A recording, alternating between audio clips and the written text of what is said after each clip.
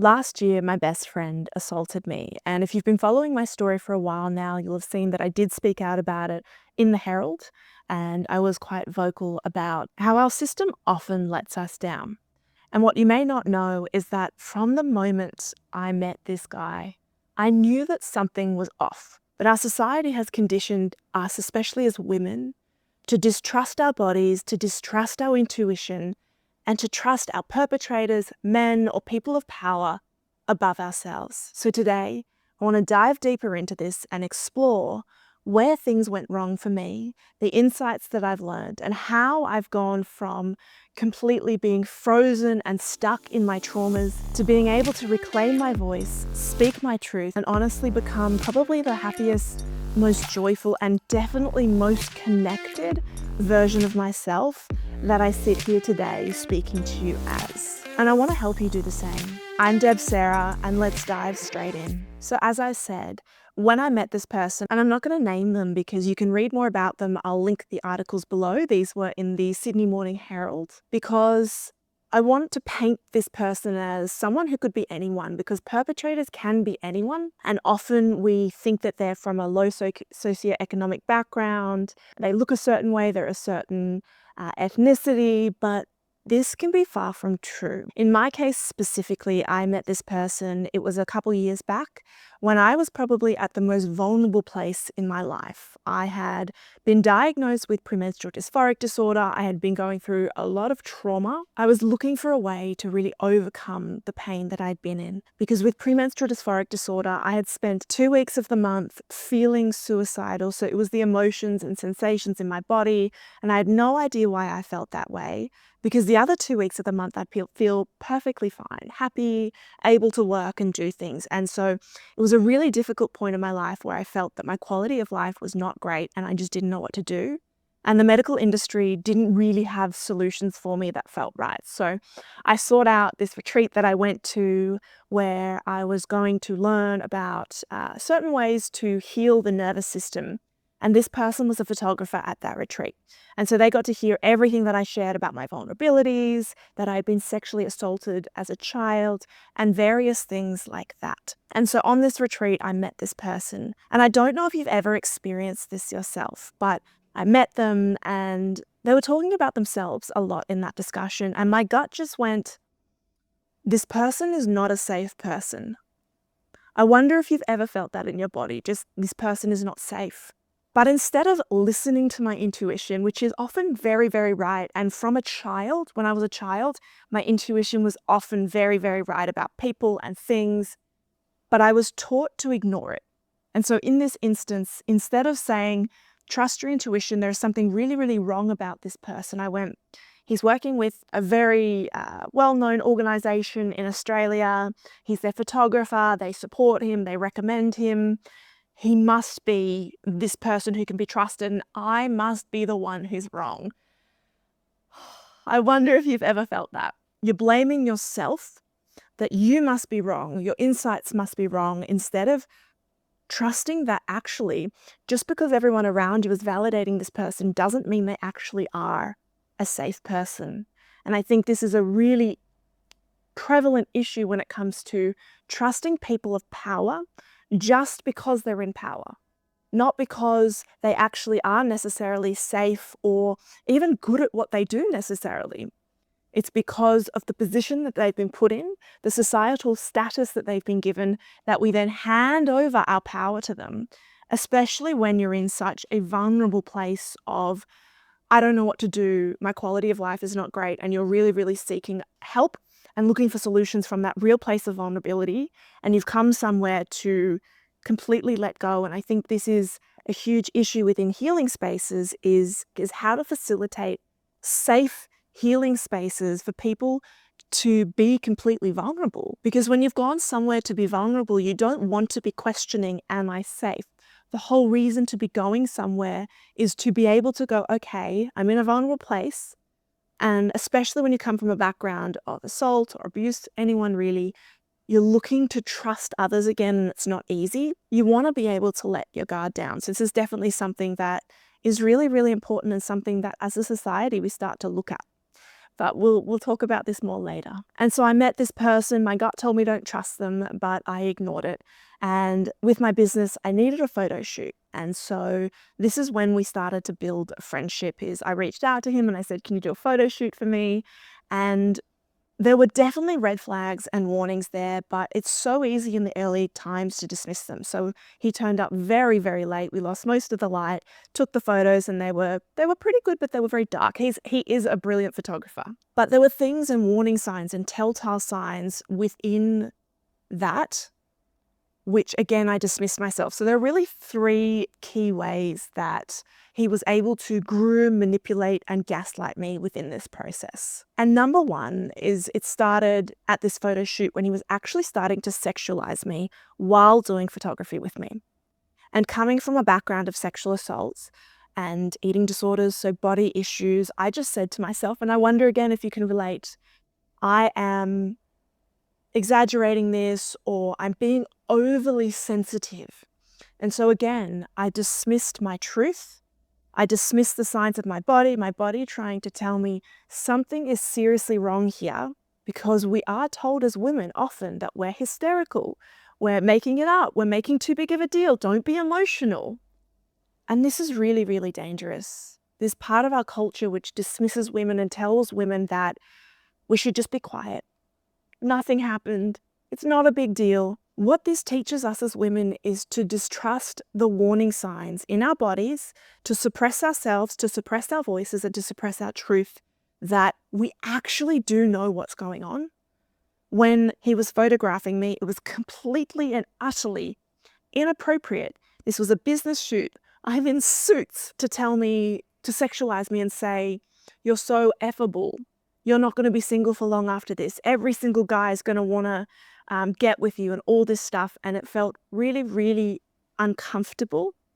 But because of the company that he worked for, the status that he had, so to speak, again, I questioned myself here. And this kind of language and behavior started to seep into our text messages and social media. So along the 2 years that he groomed me, under the guise of healing, he would send me text messages all the time, because a lot of it was, so another part of it is, so we'll go into number two. So number two, and we'll go into that now to kind of give context to this, is using healing as a weapon.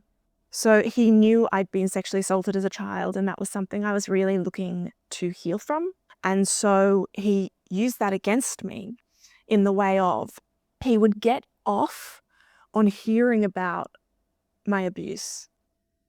And this is something that has taken me a long time to get my head around. And I think reading a book by Lundy has really helped me. And then I'll jump back into the social media messages I was about to talk about. But this blew my mind. And this stat isn't probably exactly correct from what I can remember. But in his book, Lundy talks about how when they asked men who had abused women, how many of them had been sexually assaulted as a child, I think it was about 67% said they had. So they'd told their victims that they had. And then when it came down to it and they said to them, oh, we're actually going to give you a lie detector and check like the truth of this, there was only 21% who stuck with the story. 67% said they had. I had no idea, because I think when you come from a place of, I truly want to help people, I come from a loving place, a giving place, a compassionate place, it's so hard to comprehend the behaviors of people who are perpetrators, because it's so different to the way that we think. And I think reading Lundy's book, it takes you from a place of fear and victim in a way and helps you become empowered, because you can see there are patterns and you can start to understand there really are ways to protect yourself, to understand what's going on. So it's not all gloom and doom. I think that's really important. This story and this message, it's not a story of doom and gloom. It's a story of, I really went from a place of victimhood of, I've been through a lot of abuse, to I'm now in this space of real empowerment, of finding my voice and of higher truth. And so using Lundy's information, it really helped me to see, validate my story, because in a bit I'll talk about how hard it was for me to come to terms with the truth of this and to believe it's real. But to understand that, you know, the first thing that he did, he started to sexualize me and make that normal. So he started to make it seem like it's okay within our the relationship we were having, which was at that time photographer, and then it became a friendship. It normalized the inappropriate behavior. And that's what grooming is, right? It's making behaviors that would normally seem really to become normalized. And so he did that through his messages. As the friendship went on, he started to say, I don't even want to say the one here, but I'm going to say them. So things like, go get dick. Or he'd tell me to go have an orgasm. And things that would make me so uncomfortable and just felt so wrong and inappropriate. And I'd tell him to stop and he wouldn't. Or it'd be as simple as things like he'd call me woman, kind of a derogatory language to place himself in a position of power above me. And we'll see how this has also happened in a couple of other ways. And you may be sitting there like, oh, but if he sent you these messages, wouldn't you just stop seeing him or talking to him? And, back in the day, I used to think the exact same way. I'll never be one of those women. That will never happen to me. But this is why this is so important to speak about, because there's a couple of reasons why this happens. And it's because, as I spoke about, our societal conditioning of women, how we learn to distrust ourselves, how he was placed in a position of power, so to speak, because of the company that he worked for and their backing of him. And then the fact that he knew all about the abuse and the trauma that I'd been through because I'd shared it at the retreat and I'd shared bits and pieces with him. So the third way he really used to manipulate me was by using my trauma against me. And these are only 3 ways. There are many other ways. So you may be thinking, how could you let this happen to you? And I did have some people say that to me, but I didn't let anything happen to me. He used the patterns of my nervous system. And this is what's so important. I share this because hearing other people's stories of sexual assault and trauma have really helped me to remove the shame and guilt from my own. When we hear that it wasn't my fault, like it's not your fault, it can help to remove the shame and blame. These are patterns. These are conditions. When you go through a trauma such as sexual assault as a child, it conditions your body, so your nervous system, your brain, how you see the world in a particular way. And so you are perpetuating patterns, and it doesn't say anything about you, the human, your worth, your value, or fault or blame. And this is so, so important, because when you can have compassion for yourself in that way, you can start to heal, because it wasn't your fault, but it is responsibility. And that's, a big key part. And I say that in a jovial way because I used to hate it when I'd hear that. It's not your fault, but it is your responsibility. And it used to annoy me so much, but it's the truth. When you can separate fault from responsibility, it takes a lot of the load off, going, okay, it's not my fault he did to me what he did to me, but it is my responsibility now to heal that pattern. And that's why I kind of say, if you told me back then that this would be one of the greatest things, or not the greatest things, but say a gift in a way, so to speak, I wouldn't have believed you, but it has been the greatest gift, because what he did to me was so horrific and hard for my brain to comprehend that it snapped me out of the conditioning that I was in. And I've done a lot of work on it since then, but it helped me to really shift in a big way, in such a way that something so big happens to you that your life is never the same again. And that's basically what happened here. I want to go back to another way that he used to really groom me. I think the grooming process is really important to speak about, because we're seeing a lot of, I see on socials, this healing stuff in the somatics, and I use somatics. So it's not anything against somatics or spirituality. I'm very spiritual. It's how the certain people use it. And on socials, we're seeing a lot of touching and inappropriate touching and these ginormous releases and different things like that. And this isn't necessarily safe healing. And I want to speak to this from one of the big ways that he conditioned my body and me to distrust myself and trust him instead. So he is a body worker, and he would do many different sessions of healing, and certain things I would just question. This seems so wrong and uncomfortable and unsafe. And if you are ever feeling that way, trust your gut and trust your instincts. The professional does not know more and better when you're feeling unsafe. We actually know so much intuitively around what we need. We've just been taught to distrust ourselves to the point where we externalize our power. If you know my story, I was hit by a car and I broke my back, snapped it in half, 2 spinal surgeries. And so he would do body work, which just means maybe massage or stretching you in certain ways to help release the body. But he would sometimes put my body into a position where I would feel such excruciating pain. I thought he was going to break my back or my shoulder in the ways that he was stretching me and pulling me. And I would say this to him. I would say, I don't like this. And sometimes I would be freaking out like, this is wrong and I don't like this. You need to stop. And he would basically say to me, Deborah. So he'd use my full name instead of Deb, which is what I go by. And he would basically say, trust me, I'm the expert. Basically, it may seem like not much, but it's saying to me, you know nothing, I know everything. And then he'd go on to say how they've helped in this organization, doctors and psychiatrists and all these powerful people, but they know more. And how I've got an honors degree, but he knows more than me. And this is another tool and technique that is in grooming and perpetrators use, which is making you feel small, like you know nothing, and they're more powerful and they know more. And this was a really big one because, you've got the language that he uses, the sexualization, the objectification through language. And then you've got the physical as well, how he's literally manipulating my body and teaching me not to trust it. So there are so many different aspects and ways that he was able to groom me. And for example, he also knew that I had a freeze state. So when something goes wrong, I freeze. So he knew this, that when he was doing bodywork sessions with me, I would freeze and he would be able to really do whatever he wanted to me. And I think this is really hard to talk about, but really important, that after sexual trauma, we can have different responses. And 2 really big ones for me, and this is a whole nother story, so I know I'm going into this. It's not going to be super, super in-depth today. It's a bit more surface level because I want to share this story in a way that's digestible. And I'd love to hear from you if there are any areas that you'd like me to go into more depth. And I definitely can. Our nervous system gets wired in different ways from trauma. So you'll have heard of fight, flight, freeze, but what often isn't talked about is fawn. So there are 2 kind of ways that my body was reacting. It was not fighting.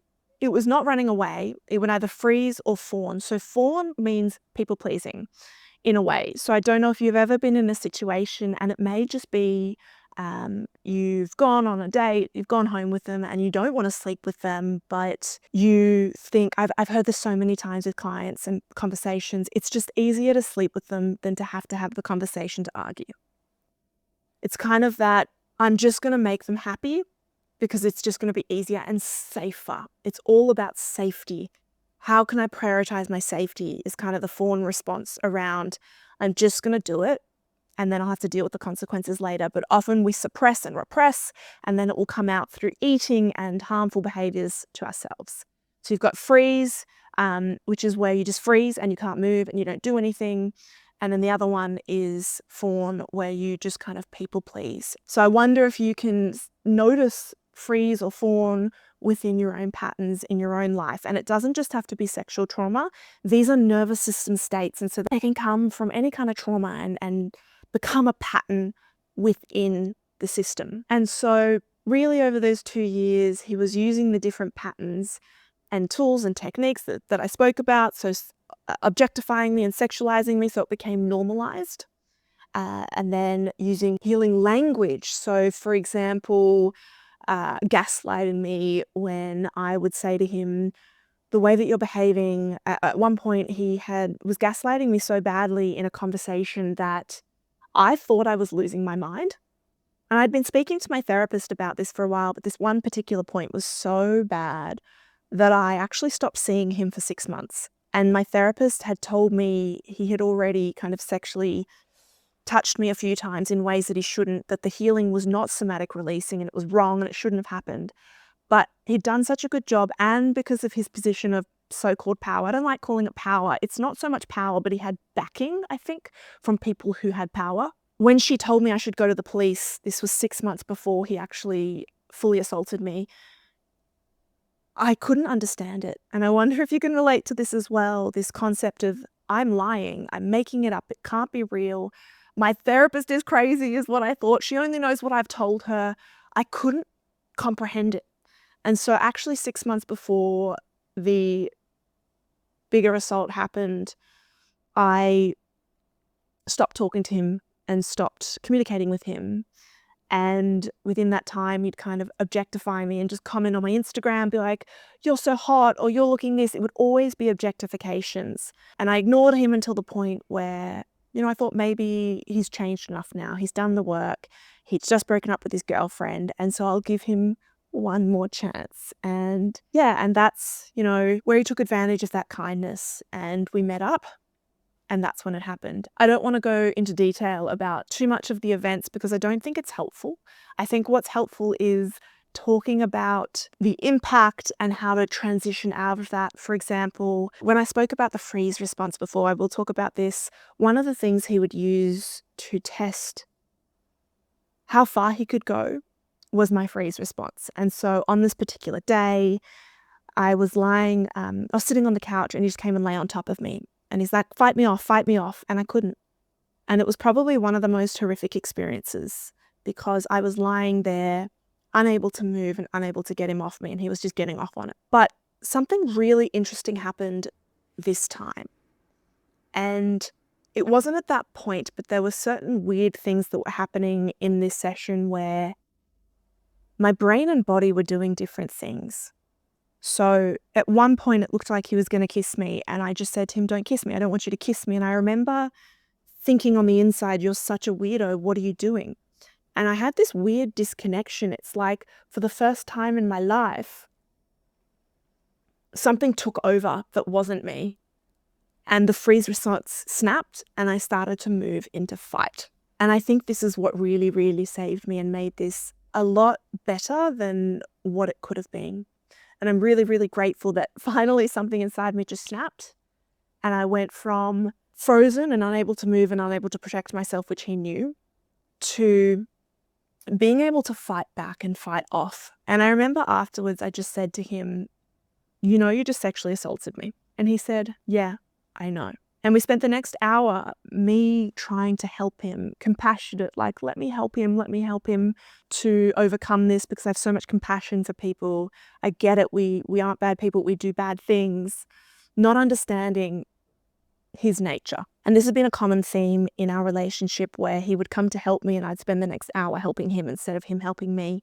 And he'd tell me, you're the only one who can help me. You're the only one that can get through to me in this way. And this is another way that perpetrators pull you in, is making you believe that you're the only one that can help them. And so I spent an hour after he just assaulted me trying to help him. And that's where everything kind of snapped for me. I was in this weird limbo space of I just had something horrific happen to me, but I couldn't quite believe it or comprehend it because I had left my body. This is quite common after trauma. We dissociate and we detach to survive because I think it was too horrific for my brain to comprehend that my best friend could have just done this to me.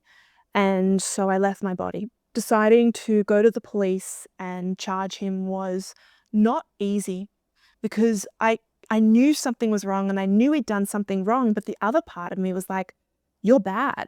And it's like I was telling myself I was bad, that everyone was going to hate me and that I must be wrong because I couldn't comprehend what had just happened to me. It was so outside of the scope of my ability to comprehend life and what people were capable of that it took me a long time to really come to terms with this. I went to the police and we charged him and he pled guilty.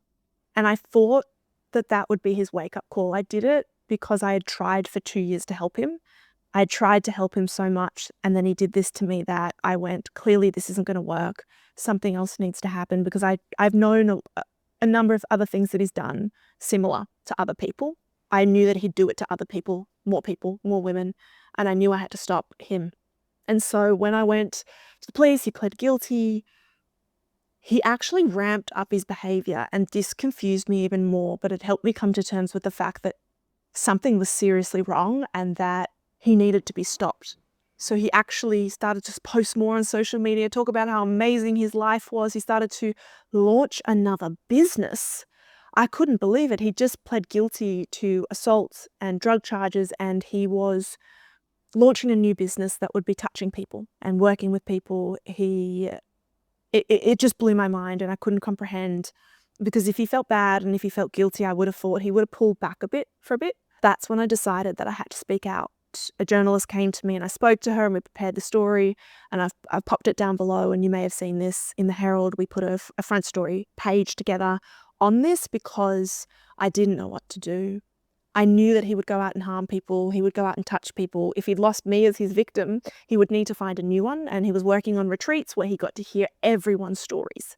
He got to know exactly what was going on with people, and he had a tendency to go for women who have been through childhood sexual assault. That was his MO.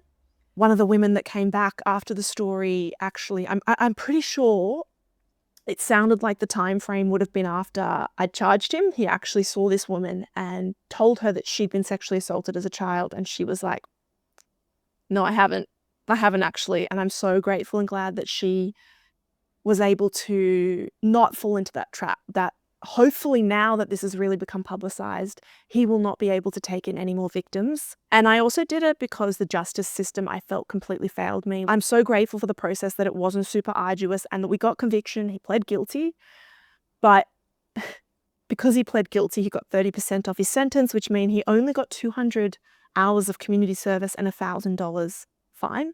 And he's not allowed to take drugs for 2 years. And I just think the system is broken massively, because the reason why I went forward was to stop him from being able to work in this field again. I didn't want him touching another woman. I wanted the word out there to protect other women from working with him ever again. And while he is a convicted sex offender and drug offender, he's still allowed to work in this field. He's allowed to do breath work. He could work on retreats. He can do anything he wants to. And to me, that is absolutely mind-blowing, and it has to change. We've got to stop having a system which protects perpetrators and does not protect victims. Quite often, victims going through the process of justice leaves them worse off and more traumatized than before. And so many people do not get justice. So many people do not get to have their voice heard. I am so lucky and grateful that I was able to have my voice heard and try and make a bit of a difference, because it breaks my heart to see how our system really fails us. It fails to protect us in a way of letting this person just roam the streets and work in this field with vulnerable women. It fails to protect us in giving the support to victims that they truly need, and allowing perpetrators to just roam free with barely any consequences. I mean, I made a mistake with my registration and it cost me $1,600 to the government to fix. I was fined $1,600 for a simple mistake that was an accident. Sex offender, $1,000. Like, we have a serious problem in our society when our culture is supporting perpetrators by silencing women, by teaching them to distrust themselves, by telling them they're hysterical, by blaming them, by not believing them. I told someone about this happening. You could tell they didn't really believe me, and I questioned them on it. We had a really lovely discussion about it, and they said it's because they realized that they distrusted my story because they had had their story shut down. So the more that we shut each other down and we shut each other's voices down and we disbelieve each other, the more we allow perpetrators to win. And I think that's the thing here. We need to band together to support each other, to uplift each other, and to believe each other. Because I don't think many people are going out there and pretending that these kinds of things happen. I can tell you this was not a fun experience for me. Speaking out was one of the hardest things I have ever done. I spent 6 months questioning myself. Why am I doing this? Am I harming people? I don't want to make things worse. Are people going to hate me? Am I going to be believed? Is this going to just completely ruin me? I was so scared that this would ruin my reputation because people would blame me and not believe me. And it has to stop. Enough. So if you're someone who has been through anything, it doesn't have to be a sexual assault, but I'm here and I see you and I believe you, and you deserve to have your voice heard. You don't have to go to the papers like me. It might just be admitting it to yourself. I talk about this all the time. Sometimes the first step is just admitting it to yourself. And even though I put this out publicly and I've spoken about it, it has taken me a long time to just admit that it truly did happen. And that, especially for my childhood assault, it's taken me a very long time. It's taken me like 25 years or something to come to terms with what happened to me and actually admit it to myself. So just in doing that, that is a huge step. It doesn't have to be this big declaration out there. Sometimes healing just starts with going, this happened to me, and I'm willing to admit it to myself because I deserve healing and I deserve better. And maybe you will tell a friend, someone that you trust, someone that you love. Your healing journey is yours. And I guess I'm sharing this because I don't want you to fall into the same trap that I did. There's easier and less horrific ways to learn our lessons than repeating the same cycles over and over and having what happened to me happen to you. And so as a society, we need to do better to call it out when we see things happening within social media or you see someone acting inappropriately in public. Don't just watch it. Say something. We've got to stand up for each other and protect each other. And the other message is there really is hope. There is hope. I have spent the last, 20 years depressed, no idea how I was going to get through it. I had my eating disorder for 20 years and I really felt that I was never going to get better and felt hopeless. But there is hope. And I know saying that doesn't always help, but hang in there. It may not seem like there's hope now, but I'm hoping by sharing parts of my story and aspects of my story that maybe you resonate with some and that can help you feel a little less guilty, a little less self-blame, and maybe to have a spark of hope to reach out to someone for help, because shame thrives in isolation and in loneliness. So who could you reach out to? Just one person. You don't even have to tell them what's happened.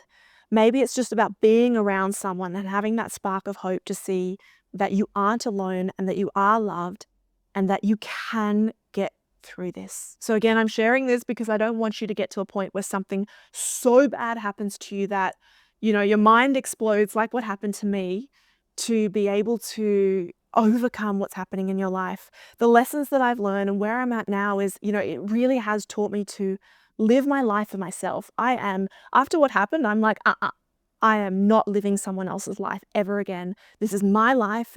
It's a short one. It's all I've got.